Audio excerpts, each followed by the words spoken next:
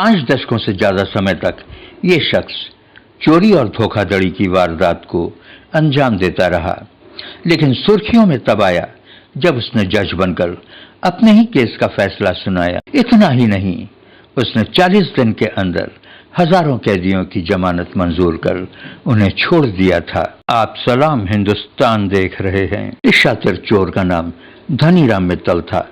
धनीराम मित्तल हरियाणा के भिवानी का रहने वाला किसी भी एक आम युवक की तरह था। पढ़ने में तेज, सरकारी नौकरी की ललक, लेकिन लाख कोशिशों के बाद भी जब उसे उसकी पसंद की नौकरी नहीं मिली तो बेहतर जिंदगी की तलाश में वो जराइम की दुनिया में पहुंच गया। जराइम की दुनिया में आते ही धनीराम मित्तल ने फर्जी ड्राइविंग लाइसेंस बनाना शुरू किया।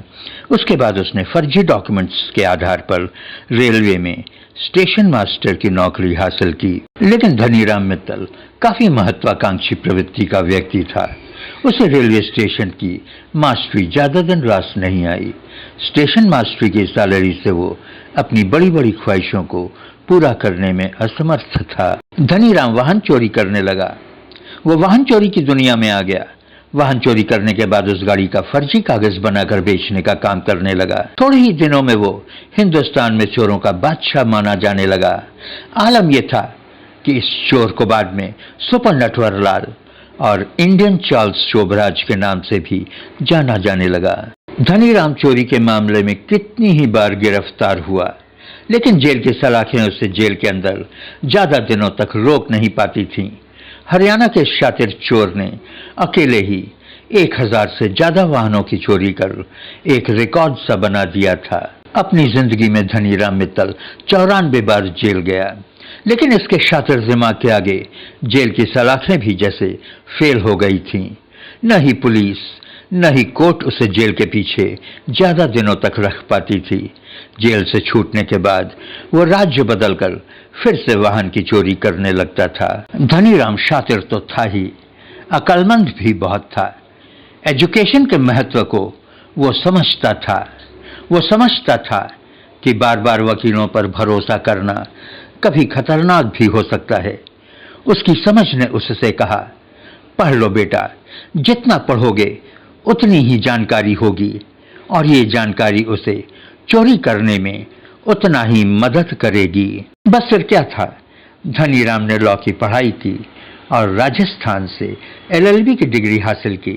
हैंड राइटिंग की भी तालीम हासिल की। कानून के शिकंजे से बचने के लिए उसने ग्राफोलॉजी की भी पढ़ाई की। यह सब उसने इसलिए किया कि वाहन चोरी करने के बाद अगर वो कहीं और कभी फंसता है तो पुलिस और अदालत को ठीक से डील कर वो अपने आप को बचा सके।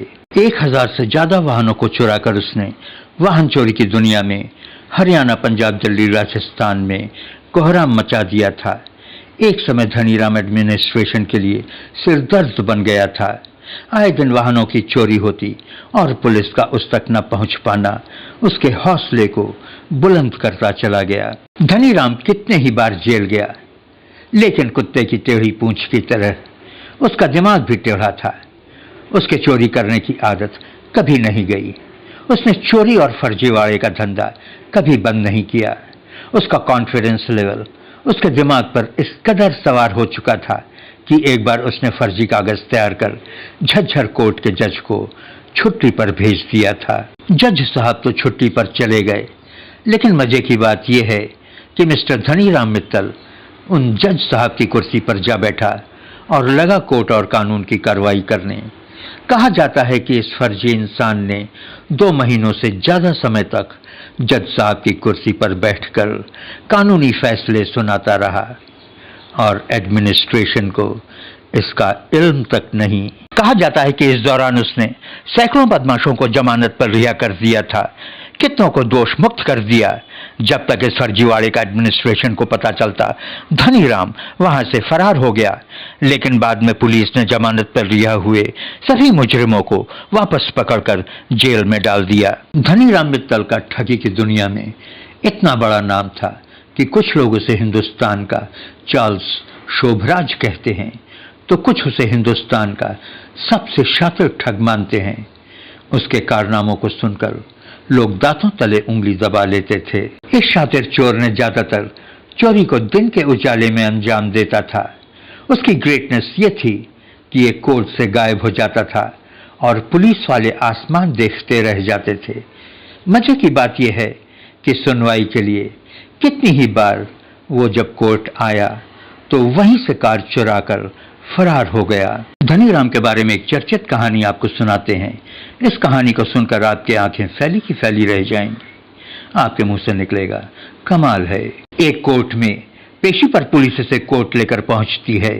धनीराम को कोर्ट रूम में देखकर जज इरिटेट होकर गुस्से में बोलता है, यहाँ क्या कर रहे हो, और उसे कोर्ट रूम से बाहर जाने के लिए कहता है।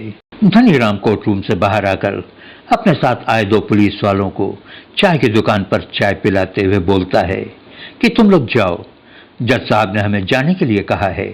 और वो वहां से 9-2-11 हो जाता है।